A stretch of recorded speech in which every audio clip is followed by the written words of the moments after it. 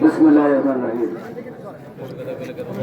জনাব কালাম মল্লিক সাহেবের আয়োজনে আজকের ইফতার মাহফিলে আগত নেতৃবৃন্দ এবং এই এলাকার মুরব্বী ছাত্র জনতা, দলীয় নেতাকর্মী, মাদার থেকে এসেছেন আমার শ্রদ্ধাভাজন নেতা কাজী হুমায়ুন কবির, যিনি কেন্দ্রীয় নির্বাহী কমিটির অন্যতম সদস্য।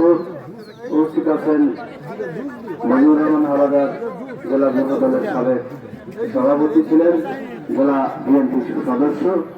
উপস্থিত আছেন আতিকুর রহমান আতিক হাওলাদার, সাবেক সহ-সভাপতি জেলা বিএনপি এবং নির্বাহী কমিটির সদস্য। ইসরাইল হোসেন নীলু, যিনি জাসাসের সভাপতি মাদারীপুর জেলা। এর সঙ্গে উপস্থিত রয়েছেন শিবচরের নাদিরা আক্তার, সবাই ছিলেন তাকে। উপস্থিত রয়েছেন জনাব নাবিলা চৌধুরী, আরো অন্যান্য বরণ্য ব্যক্তিবৃন্দ, মহিলা দল, ছাত্রদল, যুবদল, অঙ্গ সংগঠনের নেতৃবৃন্দ। আসসালামু আলাইকুম। আমাদের ধৈর্য চুরি ঘটাবো না, পূজার রাজ্যে পৃথিবী অঙ্গময় গদ্যময়। যদিও উত্তরের সময় কিছুটা বাকি আছে, হয়তো 2 মিনিট সময় নেব।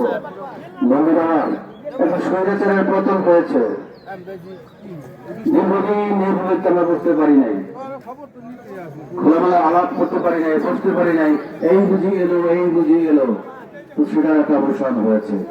সেই ঘটনার উত্তরণকে তৈরিয়ে হাজারো মানুষের রক্তের বিনিময়, ছাত্র জনতার রক্তের বিনিময়ে দেশ একটা নতুন দিগন্ত উন্মোচিত করেছে।